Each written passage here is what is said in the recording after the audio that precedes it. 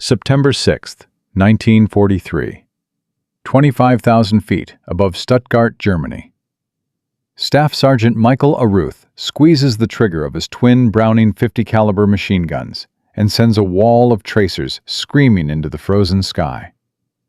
The gun barrels glow orange. Shell casings rain onto the floor of his cramped compartment. He is firing at 900 yards, more than double the approved range, and every instructor who ever trained him would call this insanity. 3,000 yards behind the American bomber formation, 18 Messerschmitt Bf-109s are forming up for their attack run. The German pilots have done this 100 times before. They know exactly how American tail gunners fight. Wait until 400 yards. Fire short bursts. Conserve ammunition.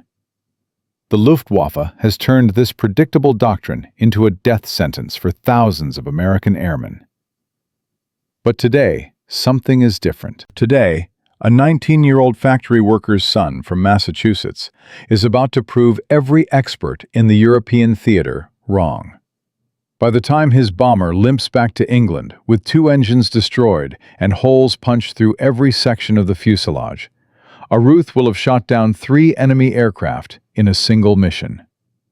By the time his combat tour ends, he will have destroyed 18 confirmed enemy fighters, the highest total of any bomber gunner in American military history.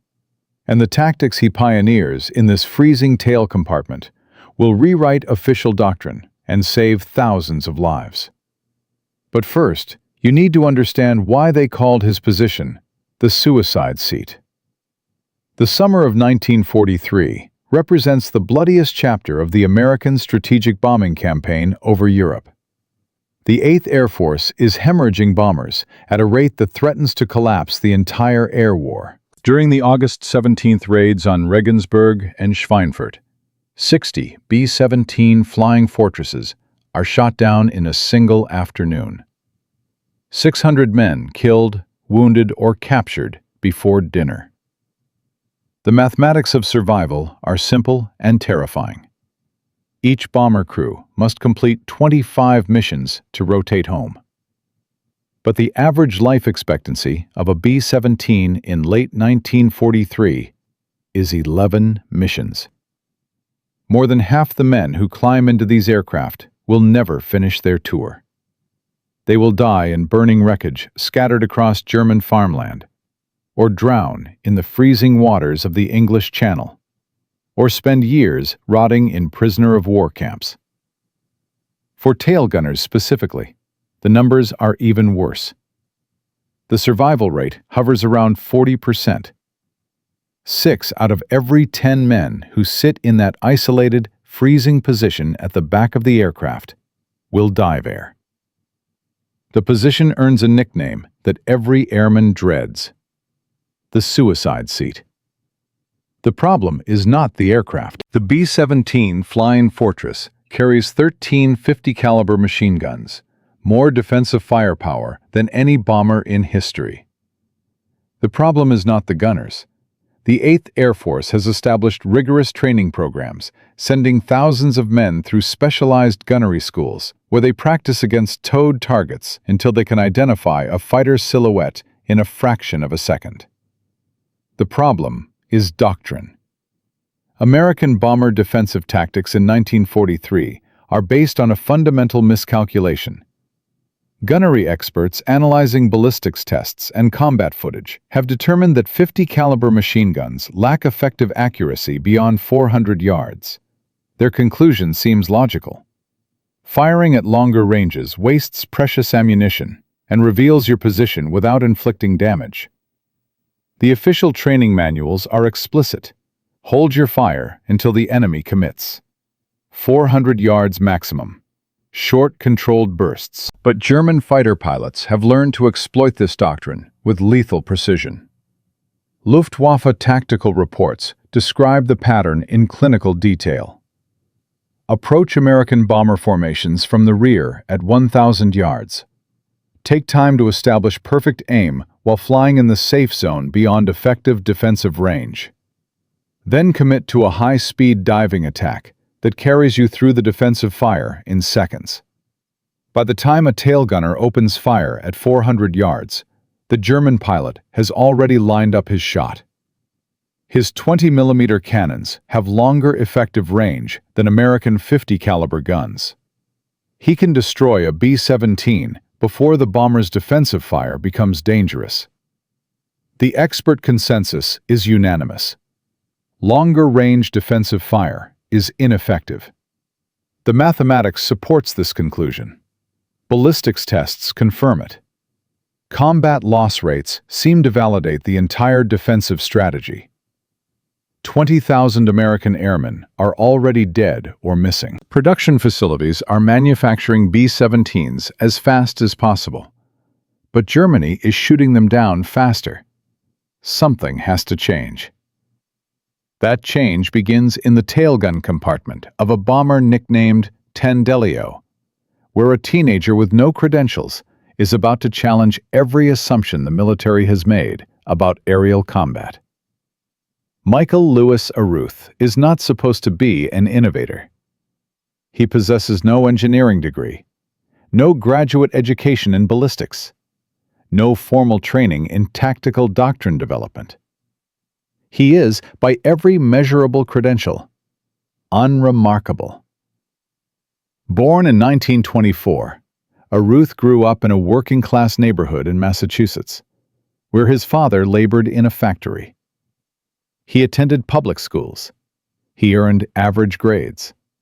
He worked odd jobs to help support his family during the Depression. When he turns 18 in 1942, he enlists in the Army Air Forces, like hundreds of thousands of other young men, motivated by patriotism and the draft notice that would have arrived anyway. The military assigns him to gunnery training, not pilot training. His education level and test scores are not high enough. Not navigator or bombardier. Those positions require college credits. Gunner is what the military calls an enlisted specialty. It requires courage and quick reflexes, but not necessarily innovative thinking. Aruth completes his training at Tyndall Field, Florida, where instructors drill the doctrine into him repeatedly. 400 yards, controlled bursts, conserve ammunition. He scores adequately on the range, qualifying but not excelling. His instructors note that he is competent, reliable, steady under pressure. Nobody identifies him as exceptional. In May 1943, Aruth ships out to England and joins the 527th Bomb Squadron, 379th Bombardment Group, based at Kimballton. He is assigned as tail gunner aboard Lieutenant Bone Fox's crew, flying in Tendelio. It is his job, nothing more. He climbs into that plexiglass compartment, sits on a bicycle seat with his knees pulled up to his chest, and waits for German fighters to kill him. His moment of insight does not arrive as a flash of genius. It develops gradually, mission by mission, as Aruth watches the pattern repeat itself with horrifying consistency. German fighters approach from beyond defensive range. They take their time. They establish perfect firing solutions. Then they commit to high-speed attack runs that tear through American formations before defensive fire can respond effectively. During a mission to Kassel on July 30, 1943, Aruth watches a Messerschmitt position itself 1,000 yards behind the formation. The German pilot rocks his wings, signaling other fighters to join him. They form up in perfect attack formation while American tail gunners sit with fingers on triggers, waiting for the enemy to enter the prescribed 400-yard range. A simple question forms in Aruth's mind. Why are we letting them get organized? It is almost naive in its directness, but it contains a fundamental challenge to everything the military believes about defensive gunnery. The official thinking assumes that long-range fire is ineffective because it rarely scores kills. But Aruth realizes that effective does not have to mean lethal.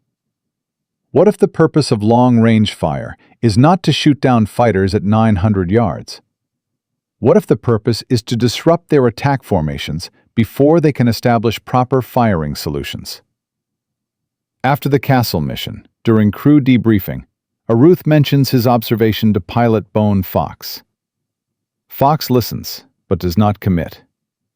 Stick to doctrine for now, Mike, but keep thinking. Aruth keeps thinking. And in the weeks that follow, he begins to experiment. The standard Sperry K4 gun sight in Aruth's tail position is calibrated for 400-yard engagements. At that range, a gunner places the illuminated reticle on the target and fires. But at 900 yards, the ballistics change dramatically. Bullets drop. Targets appear smaller. The apparent speed of crossing targets creates different deflection angles. Aruth cannot modify his gun sight. That would be noticed and reported. But he can practice what gunnery instructors call Kentucky windage, the art of aiming off target to compensate for distance, drop, and deflection. During maintenance periods at Kimbolton Air Base, Aruth begins his secret education. He paces out 900 yards on the airfield and observes how distant objects appear through his gun sight. He calculates mentally. If a BF-109 appears this size at 900 yards, and it is moving at this speed, then I need to aim this far ahead and this far above. His crewmates notice.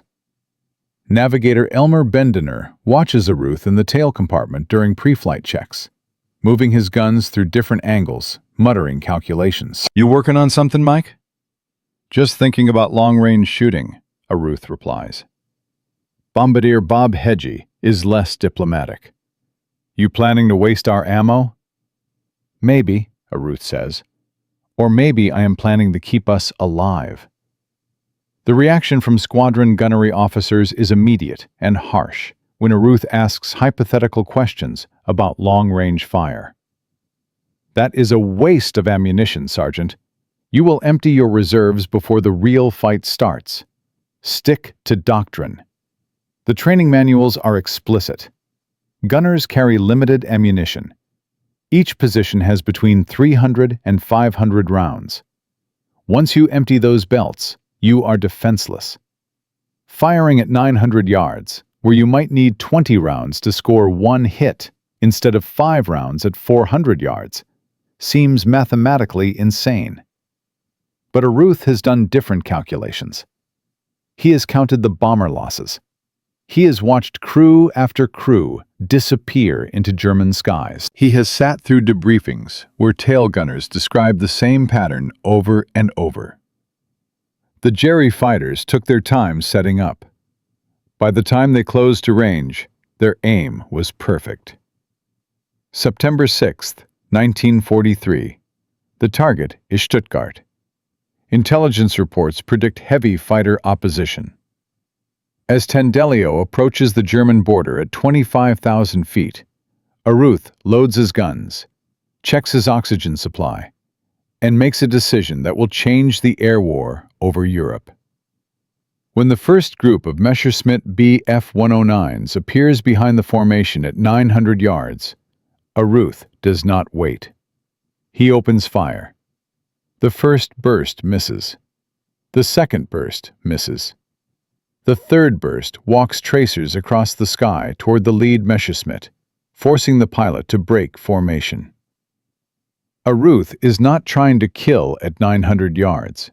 He is trying to disrupt, to force hesitation, to destroy the carefully orchestrated attack pattern before it develops.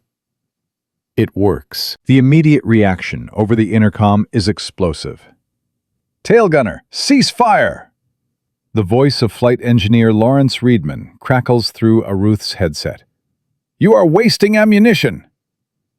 Aruth ignores him. He continues firing. Long bursts at 800 yards, 700. The Messerschmitts, instead of maintaining formation and setting up their coordinated attack, begin breaking earlier than usual. Their approach is disrupted by the unexpected curtain of tracers. A German pilot attempting to maneuver around the long-range fire misjudges his separation from his wingman. The two fighters nearly collide, forcing both to abort their attack runs entirely. At 600 yards, a Bf-109 commits to its attack run despite the defensive fire. Aruth walks his tracers into the fighter's nose. Smoke erupts from the engine. The Messerschmitt rolls inverted and spirals toward the ground. First kill. By the time Tandelio limps back toward England with 2 engines shot out and hydraulic fluid streaming from ruptured lines, Aruth has shot down 3 enemy aircraft in a single mission, using a technique that military doctrine insists is impossible. The debriefing that follows will erupt into chaos. Half the officers will demand Aruth be court-martialed for tactical insubordination. The other half will point to results that cannot be ignored. But this is only the beginning. In Part 2, we will see how one sergeant's rebellion against official doctrine transforms into a revolution that rewrites the rules of aerial combat. We will witness the military establishment's desperate attempts to suppress his methods, the underground network of tailgunners who adopt his tactics in secret, and the devastating mission where Aruth faces the ultimate test of his theories. 18 confirmed kills, thousands of lives saved. One man against an entire military establishment. The question is not whether his tactics work. The question is whether the 8th Air Force will accept the truth before it is too late. 3 days earlier, a 19-year-old tailgunner named Michael Aruth violated every rule in the training manual. He opened fire at 900 yards instead of 400. He expended nearly 500 rounds in a single mission. He ignored direct orders to cease fire. And he shot down 3 enemy aircraft using a technique that military doctrine declared impossible. But proving his tactics worked in combat was one thing. Convincing the United States Army Air Forces to abandon decades of established doctrine was something else entirely. Because in September 1943, the 8th Air Force is not just fighting Germany. It is fighting itself. And the men who control bomber defensive policy have no intention of admitting that a teenage sergeant with a high school education knows more about aerial combat than they do. This is where everything gets worse. September 9th, 1943, Kimbolton Air Base, England. The 379th Bombardment Group Headquarters Building. Staff Sergeant Michael Aruth stands at attention before a tribunal of officers who have the power to end his military career. Squadron Gunnery Officer Captain William Morrison sits at the center of the table, Aruth's ammunition expenditure report in his hands. His face is rigid with barely controlled fury. The numbers on the page represent everything Morrison has spent his career teaching gunners not to do. 485 rounds, Sergeant. Morrison's voice is cold. In a single mission. That is more than double the approved expenditure. You violated range discipline. You ignored direct orders from your flight engineer. You endangered your entire crew by depleting defensive ammunition. Sir, I also shot down 3 confirmed enemy aircraft. By luck. Morrison slams the report onto the table. You fired at ranges where ballistics data proves accuracy is effectively 0. Every kill you scored was a statistical accident. If you had missed, you would have left your bomber defenseless for the return flight. Intelligence Officer Major Thomas Brennan shifts in his chair. Bill, 3 kills in 1 mission is the highest total for any tail gunner in this group. Maybe we should examine the methodology before we dismiss it. The methodology is reckless. Morrison does not look at Brennan. Sergeant Aruth, you are hereby placed on notice.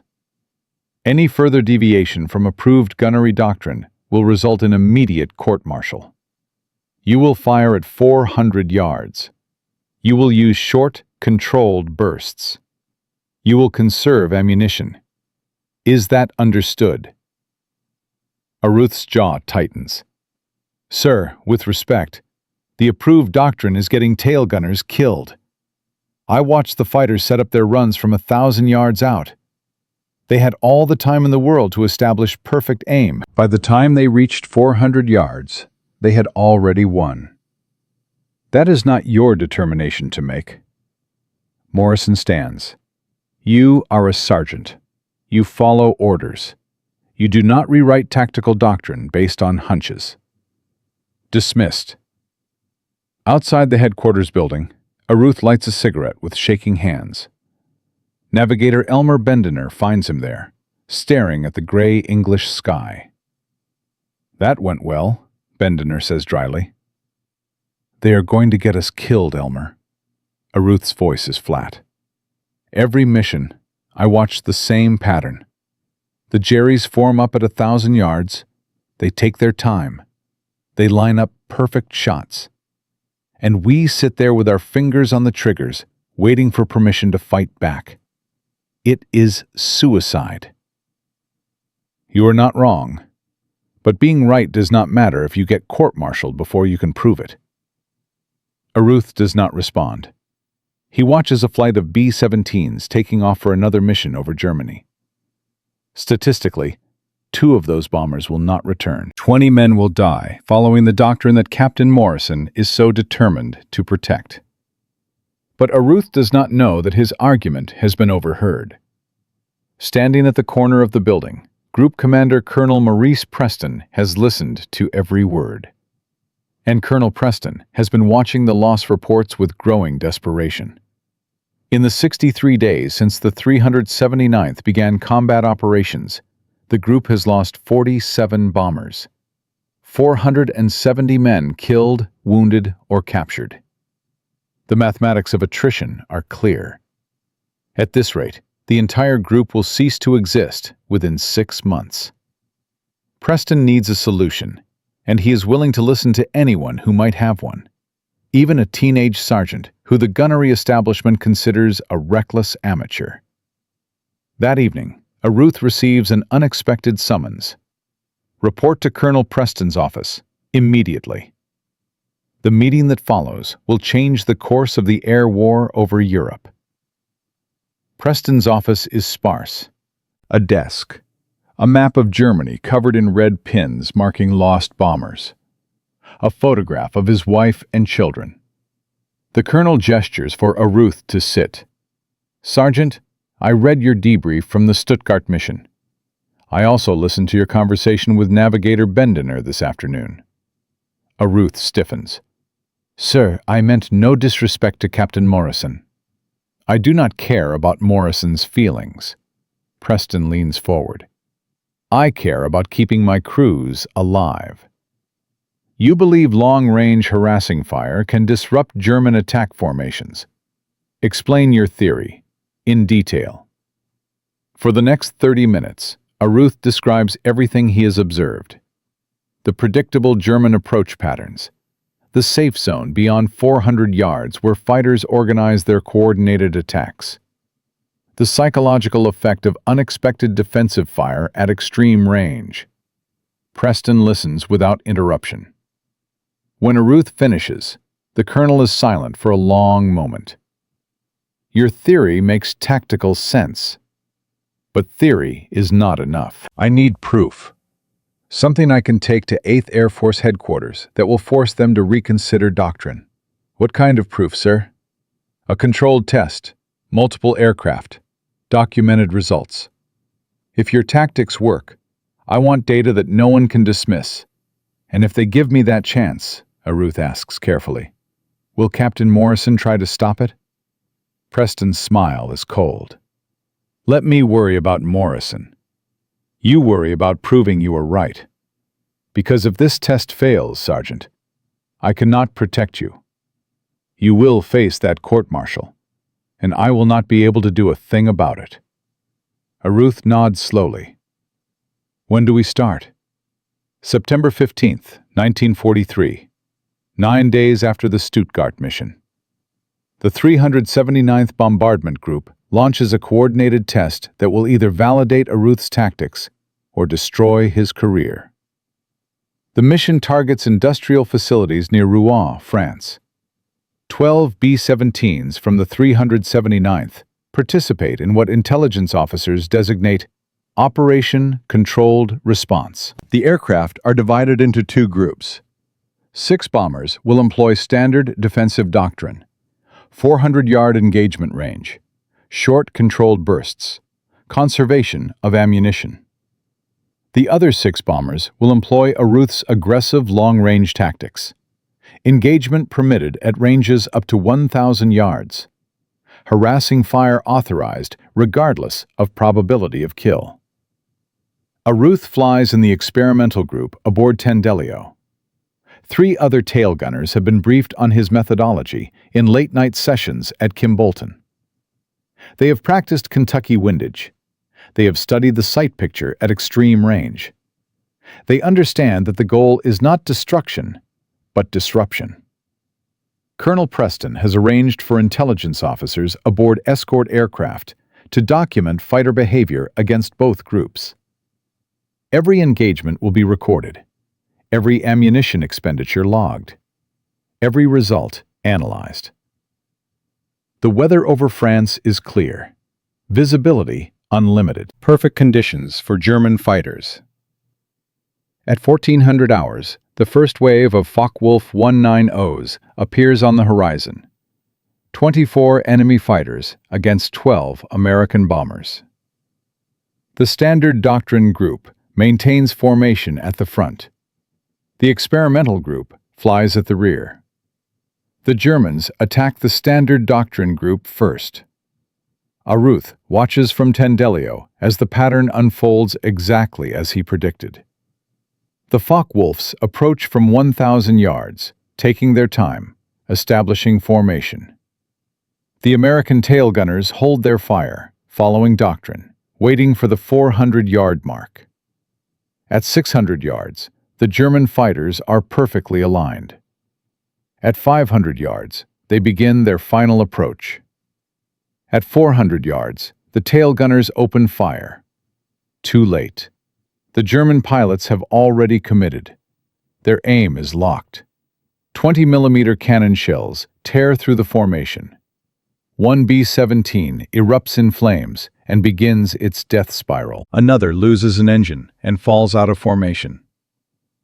In 30 seconds of combat, 2 bombers are critically damaged, and 154 men are fighting for their lives. Then the Germans turn toward the experimental group. Aruth sees them forming up at 1,000 yards. He does not wait. "Fire now!" His voice crackles over the intercom to the other experimental aircraft. "Hit them before they organize!" 6 tail gunners open fire simultaneously. Tracers streak across the French sky, at ranges that doctrine considers worthless. The effect is immediate and dramatic. The German formation shatters. Pilots accustomed to a safe approach zone find themselves under fire a full 30 seconds before expected. The lead Focke-Wulf banks hard right to avoid the tracer streams. His wingman, caught by surprise, overshoots and nearly collides with a third fighter. The coordinated attack dissolves into individual approaches. One German pilot, disoriented by the premature defensive fire, misjudges his altitude and clips the tail of another fighter. Both aircraft spin toward the ground. 2 kills without a single American bullet striking home. Aruth walks his tracers onto a Focke-Wulf attempting to reform. Smoke erupts from the engine.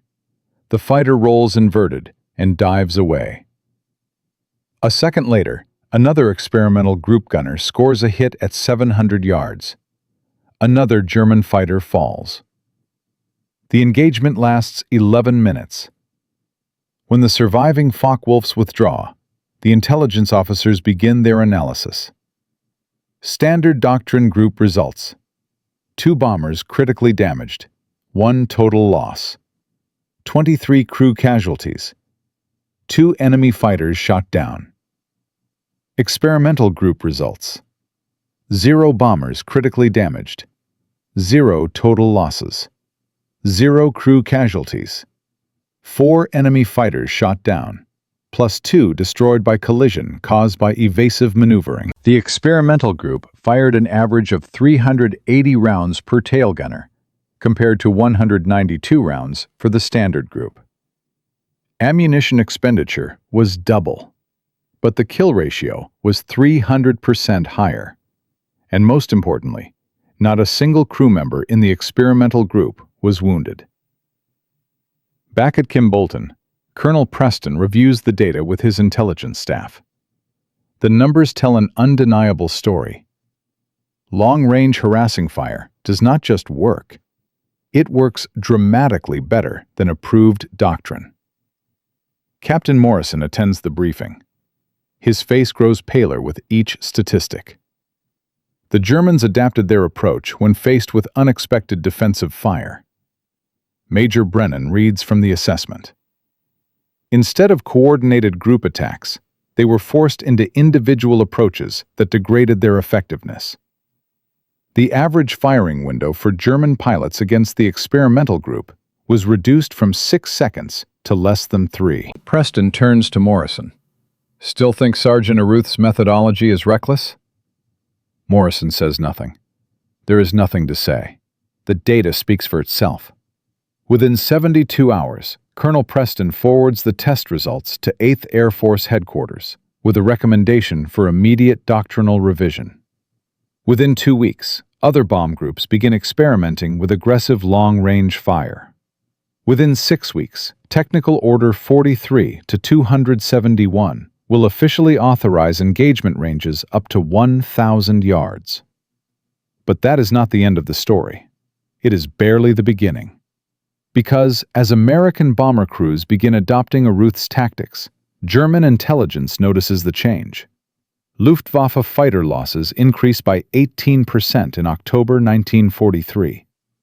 The carefully calibrated attack patterns that have decimated American formations for months are suddenly less effective.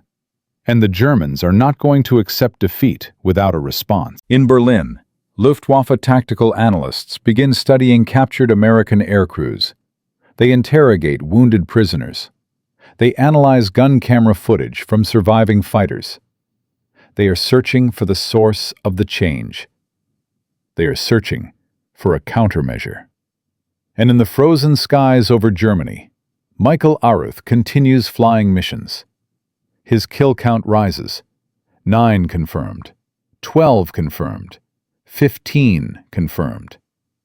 He becomes a legend among tail gunners, a target for German fighter pilots who learned to identify Tandelio by its distinctive nose art. On the morning of November 29, 1943, Aruth climbs into his tail compartment for what intelligence warns will be the most heavily defended mission of the war. The target is Bremen. The Luftwaffe has concentrated over 300 fighters to defend it, and German pilots have received new tactical orders specifically designed to counter the long-range defensive fire that has cost them so many aircraft. They have studied Aruth's methodology. They have developed a counter, and they are waiting for him.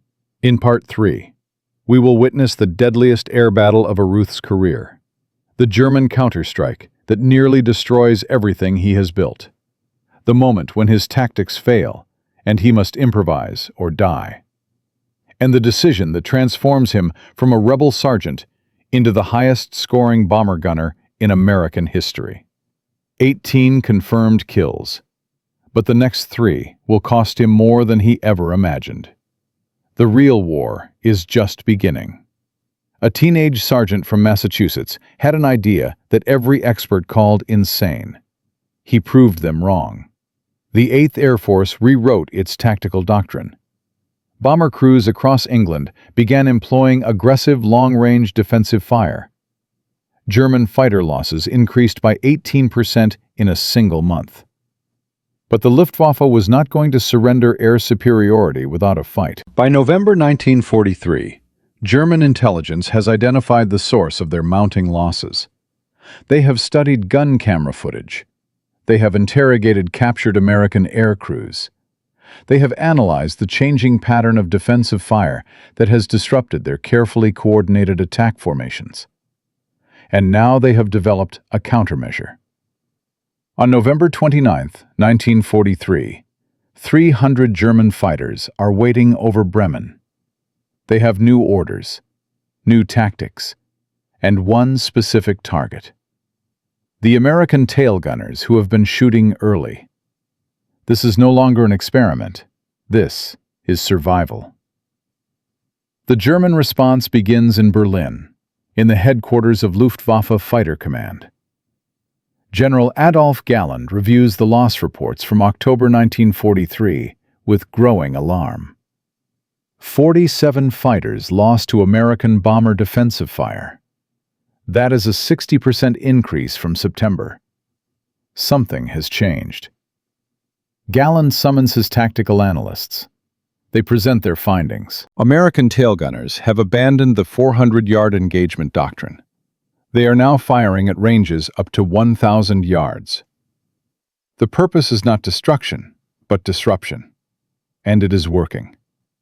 The coordinated attack formations that Luftwaffe pilots have perfected over 2 years of combat are being shattered before they can develop. Pilots are forced to take evasive action hundreds of yards earlier than expected. Firing windows are reduced. Accuracy is degraded. And German fighters are dying at an unacceptable rate.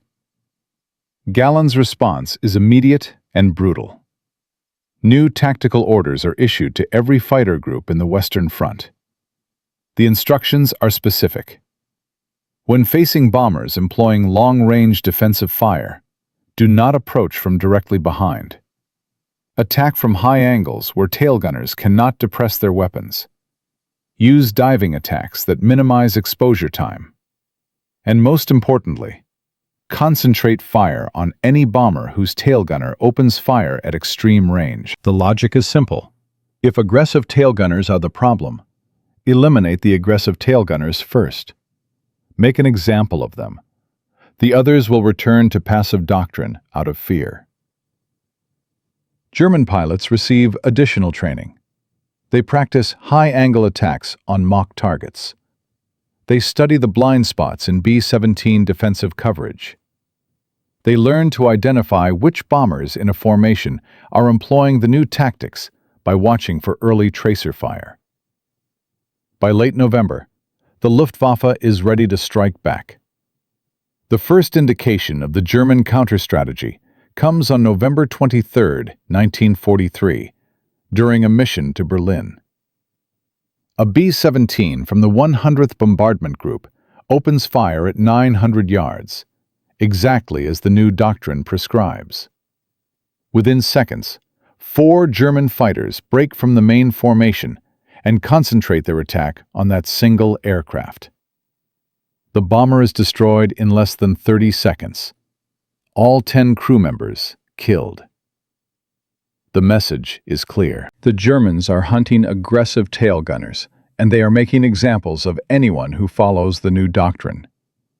Within a week, reports reach 8th Air Force Headquarters of declining compliance with Technical Order 43-271.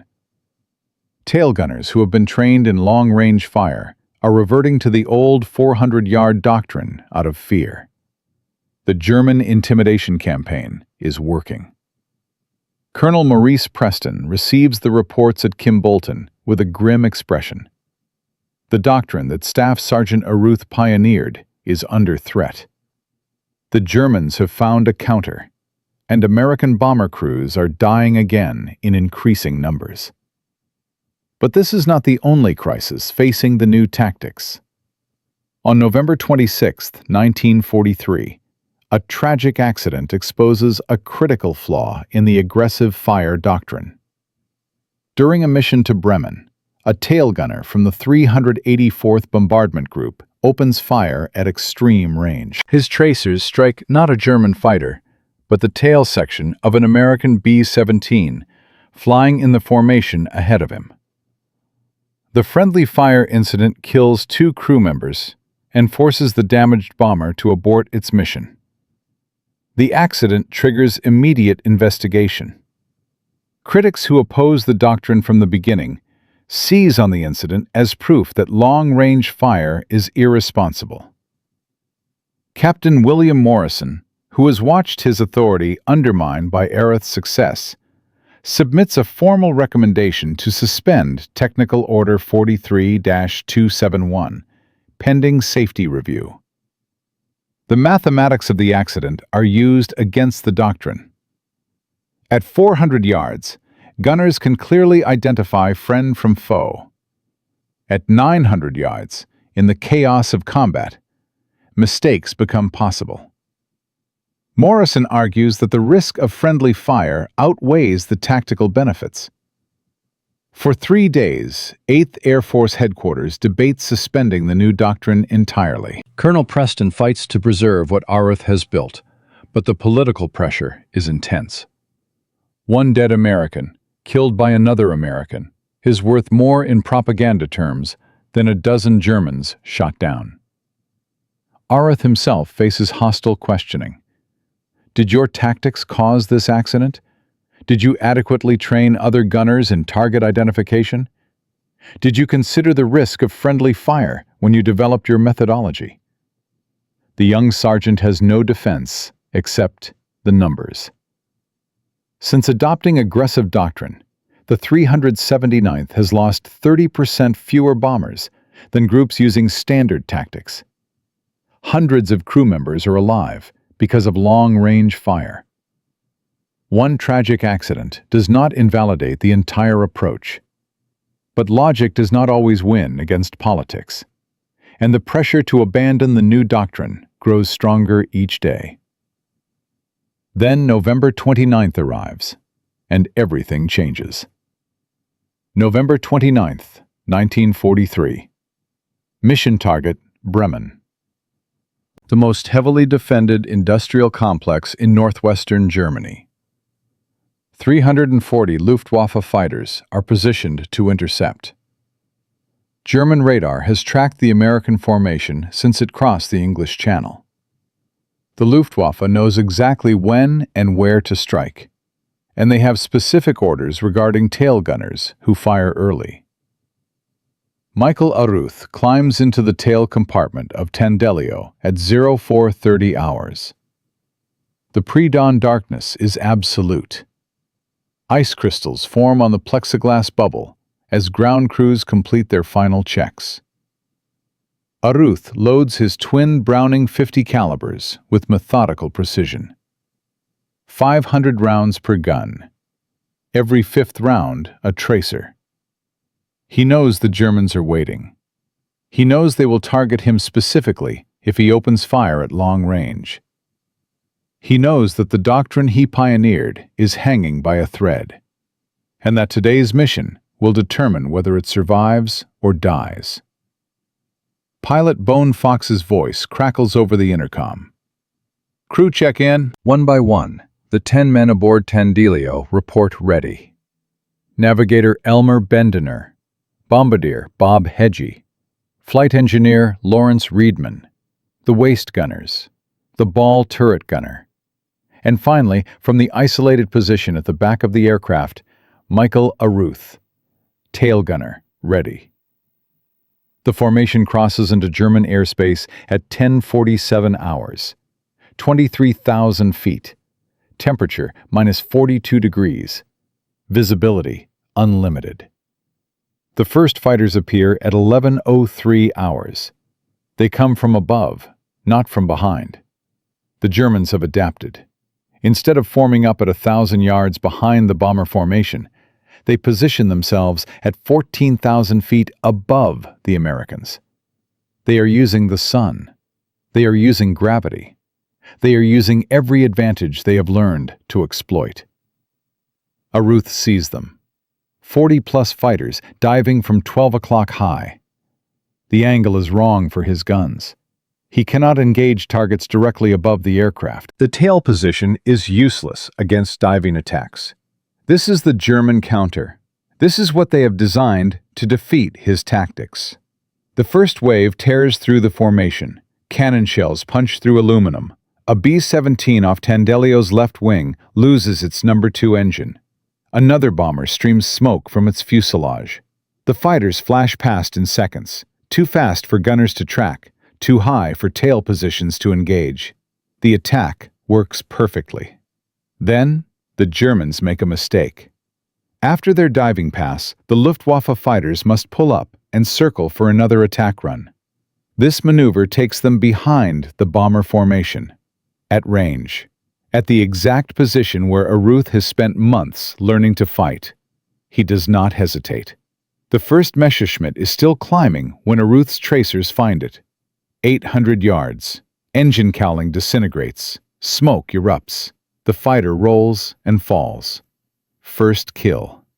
The second fighter sees his wingman die and breaks hard right. Aruth leads him. 600 yards. Tracers walk across the fuselage. The canopy shatters. The fighter spirals earthward. Second kill.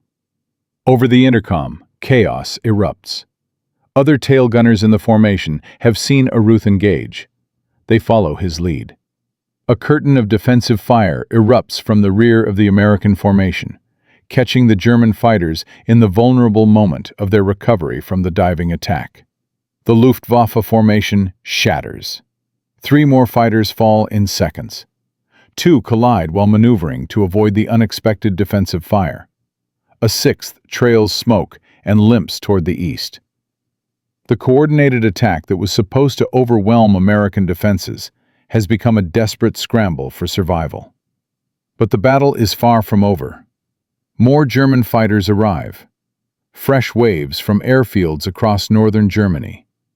They adapt in real time, adjusting their tactics, trying to find angles that American gunners cannot cover. The sky becomes a maelstrom of tracers and cannon fire. Tendelio takes hits. 20mm shells punch through the waist section. The No. 3 engine catches fire. Bonefox feathers the propeller and activates the fire suppression system. The flames die, but the engine is finished. A Focke-Wulf 190 lines up on Tendelio from the right rear quarter. Aruth swings his guns. 400 yards. 300. He fires a long burst directly into the fighter's nose. The German pilot never pulls the trigger. His aircraft explodes in a ball of fire. Third kill of the day, 16th of his career. The running battle continues for 47 minutes. 47 minutes of continuous combat at 23,000 feet in temperatures that freeze exposed skin in seconds. Aruth fires until his barrels glow. He fires until shell casings pile up around his boots. He fires until his ammunition belts run dry. When the last German fighters break off, the intelligence officers begin their count. The Bremen mission costs the 8th Air Force 17 bombers lost. 170 men killed, wounded, or captured. It is a terrible price. But the price would have been far worse without aggressive defensive fire. Formations employing long-range tactics lose 11% of their aircraft. Formations using standard doctrine lose 22%. Double the loss rate. German losses are equally telling. 38 Luftwaffe fighters destroyed. Another 29 damaged. The single bloodiest day for German fighter command since the air war began. And Staff Sergeant Michael Aruth has added 3 more confirmed kills to his record. 16 total. The highest-scoring bomber-gunner in the 8th Air Force. News of Bremen spreads through every bomb group in England within hours. The doctrine works. Even against concentrated German counterattacks. Even against diving attacks designed to neutralize tail gunners. Even against 300 fighters.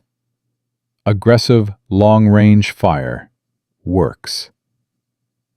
Colonel Preston sends the after-action report directly to General Ira Eaker at 8th Air Force Headquarters. The cover letter is brief.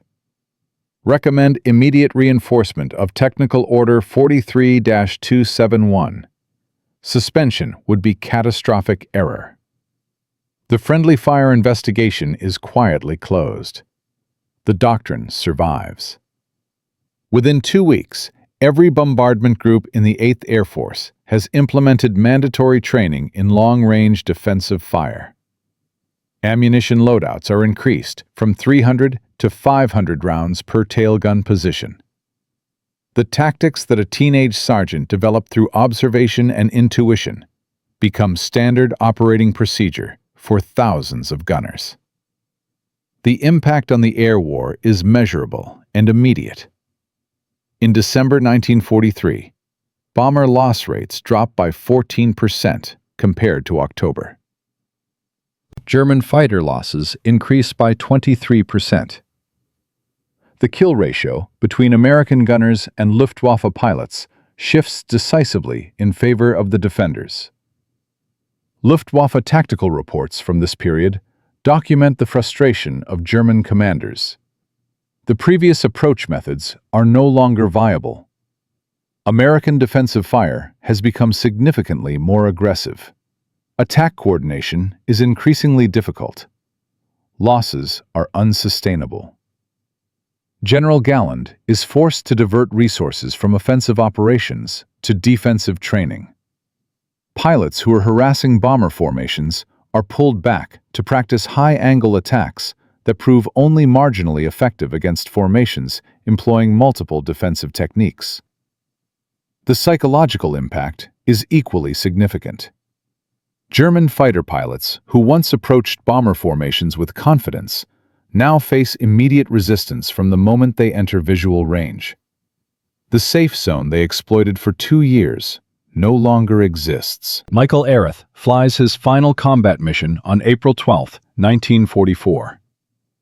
His official record shows 18 confirmed victories, the highest total for any bomber gunner in American history, a record that stands to this day.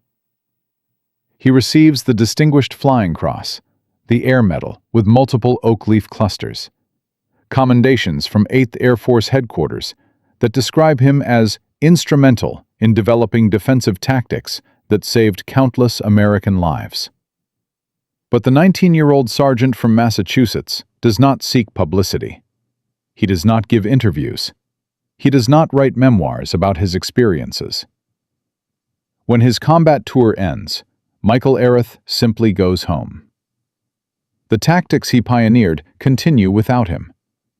Long-range defensive fire becomes so standard that new gunners never learn it was once considered impossible. The 400-yard doctrine that dominated American bomber defense in 1943 disappears from training manuals, replaced by the aggressive methodology that one teenager developed through observation and courage. Thousands of tail gunners survived the air war over Europe, using techniques they never knew originated with a single individual. Thousands of families welcome home sons and fathers and brothers who would have died following the old doctrine.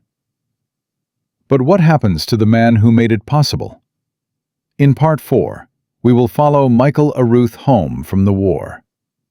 We will discover the quiet life he chose over fame. We will learn why the highest-scoring bomber gunner in American history refused every interview request for 40 years.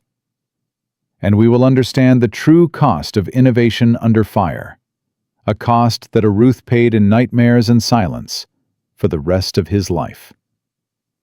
18 confirmed kills, thousands of lives saved.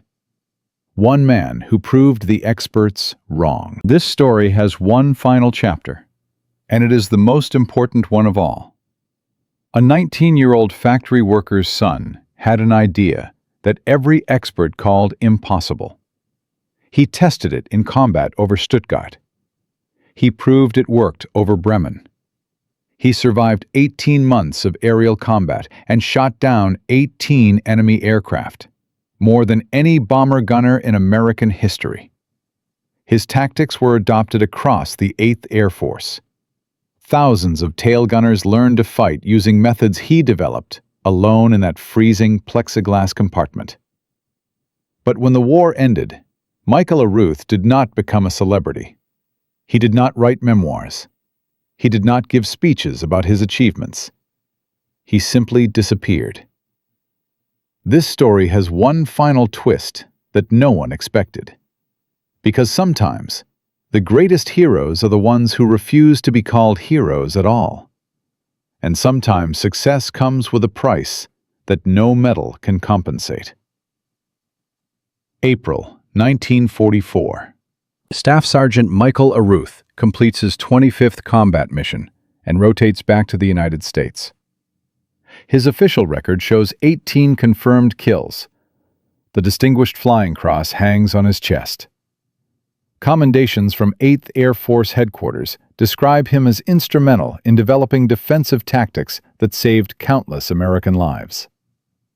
He is 20 years old. The Army Air Forces offers him a position as a gunnery instructor at Tyndall Field, Florida. They want him to teach the tactics he developed. They want him to train the next generation of tail gunners in the aggressive long-range fire methodology that has transformed bomber defense over Europe. Aruth declines. He requests discharge instead. The war is still raging.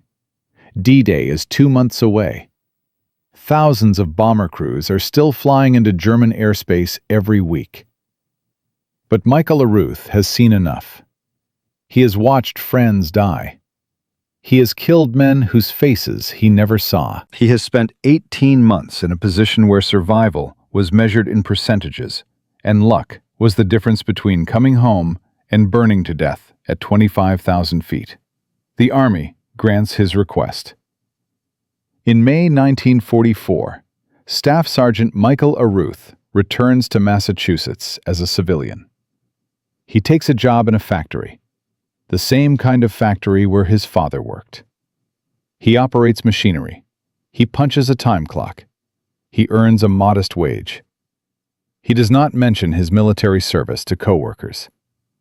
When people ask about the war, he changes the subject. In 1946, he marries a woman named Dorothy. They have 3 children. They buy a small house in a working-class neighborhood. Aruth coaches Little League baseball. He attends church on Sundays. He lives a life so ordinary that no one would ever suspect he once held the record for the most enemy aircraft destroyed by any bomber gunner in American military history. The nightmares begin in 1947. Aruth wakes screaming. He sees the faces of German pilots in his dreams. He relives the moment when his tracers found their targets, and young men his own age spiraled toward the earth in burning aircraft.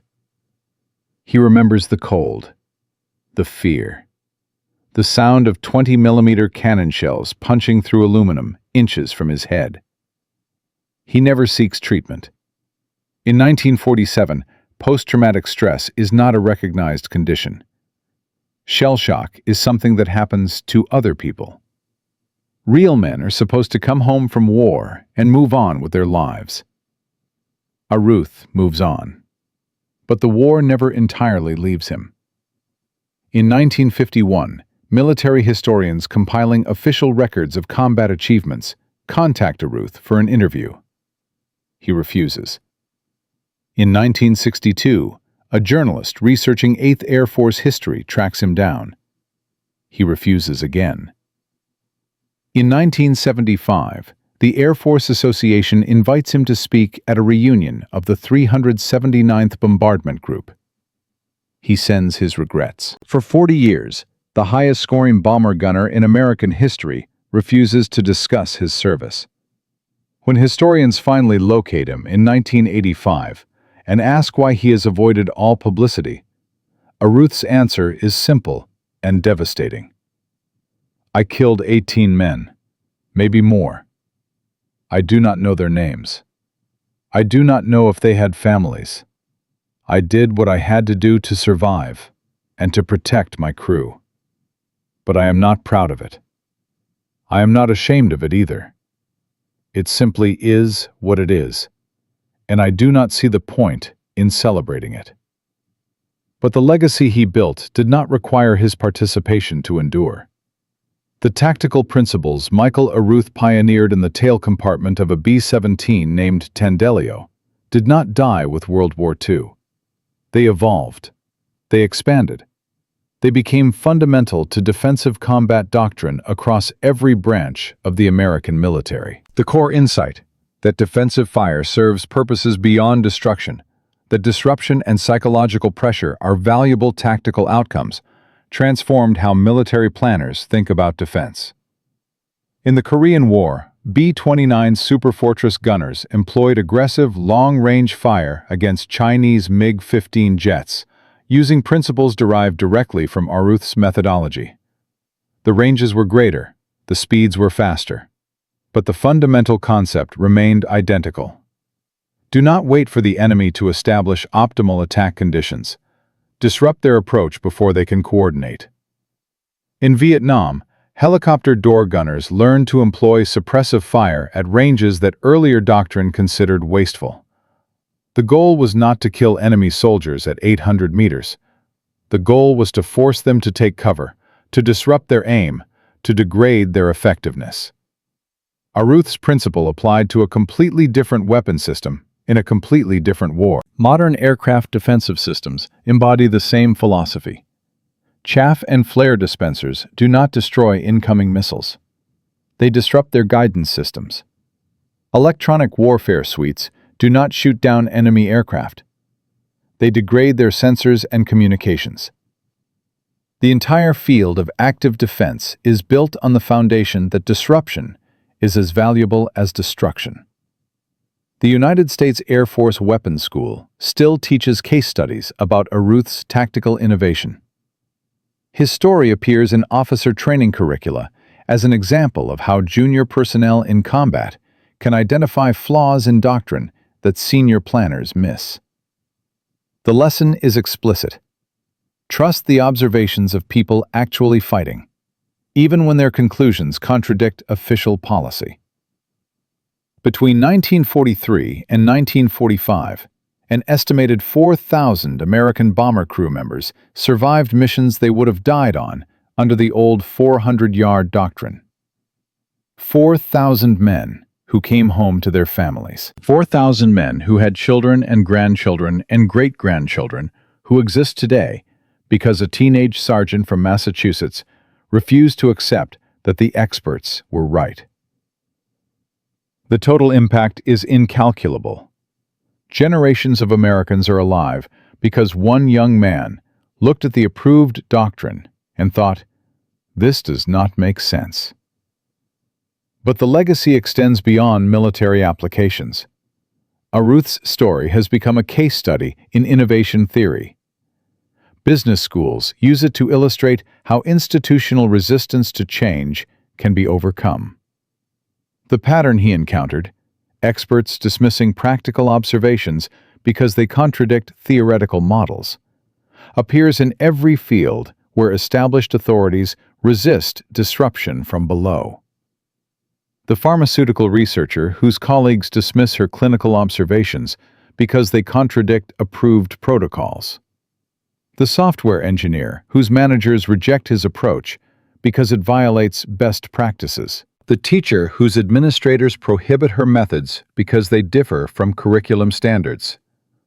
All of them face the same challenge Aruth faced in 1943, proving that real-world results matter more than theoretical consensus. His story teaches a lesson that every generation must learn again. Credentials do not guarantee correctness. Experience in the field often reveals truths that analysis from headquarters cannot see.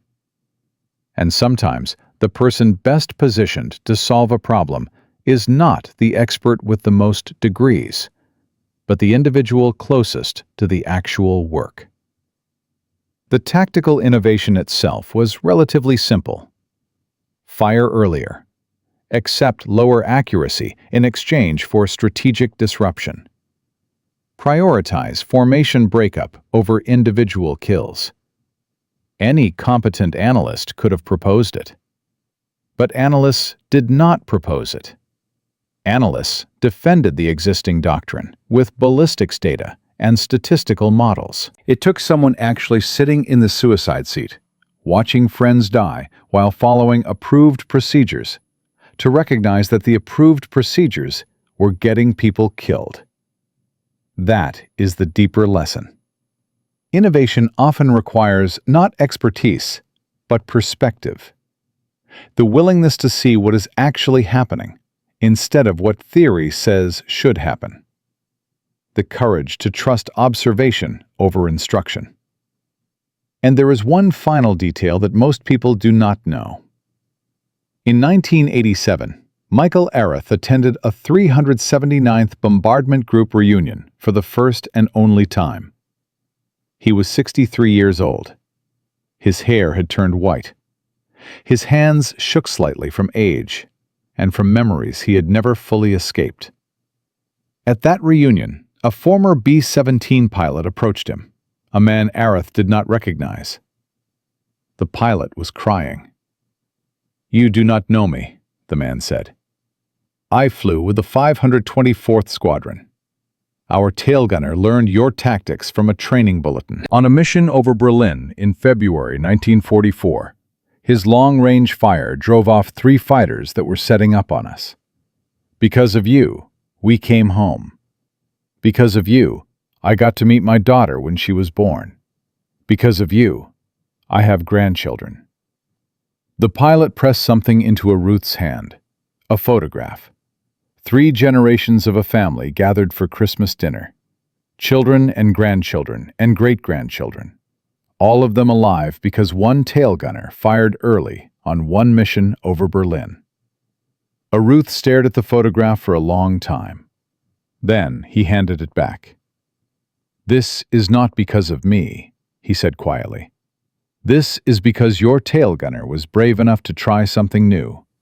I just showed that it could work." That was the only time Michael Areth ever acknowledged his contribution publicly. He died in 2007 at age 83. His obituary in the local newspaper mentioned his military service in a single sentence. No national media covered his passing. There are no statues. There are no monuments. There are no air bases named in his honor. But in the archives of the National Air and Space Museum, his combat reports are preserved. In the training curricula of the United States Air Force, his methodology is still taught. In the family albums of thousands of Americans whose grandfathers came home from the war, his influence lives on, invisibly. 4,000 men survived because of tactics he developed. Those 4,000 men had children. Their children had children. Today, the descendants of the crew members who survived because of aggressive long-range fire number in the tens of thousands. An entire population of Americans who exist because a 19-year-old sergeant thought the experts were wrong and proved it. That is the mathematics of courage. One person, one decision, one willingness to risk everything on an observation that contradicted official wisdom. And generations later, tens of thousands of people are alive who would never have been born. From a factory worker's son with no credentials and no advanced education, to the highest-scoring bomber gunner in American history. From an idea that every expert dismissed as reckless and impossible, to official doctrine that saved thousands of lives. Michael Areth proved that innovation does not require permission, that courage matters more than credentials, that one person in the right position, with the right observation and the willingness to act on it, can change the world. 18 confirmed kills. 4,000 lives saved. One man who refused to accept that the experts were always right. If you know a story like this, a forgotten hero whose innovation changed history, share it in the comments. These stories deserve to be told. These men and women deserve to be remembered. This is just one of hundreds of insane ideas that won World War II. Subscribe to discover more stories that history forgot. And remember this: The next time someone tells you that your idea is crazy, that it violates established procedure, that the experts have already determined it cannot work, remember Michael Areth. Remember the suicide seat. Remember that sometimes the person everyone dismisses is the one who sees the truth. That is how wars are won. Not by credentials, not by rank, not by following procedures that everyone agrees are correct, but by individuals who trust their observations, risk everything on their convictions, and refuse to accept that this is how we have always done it is an acceptable reason to watch their friends die. Courage is not the absence of fear. Courage is firing at 900 yards when every expert tells you it is impossible and proving them wrong.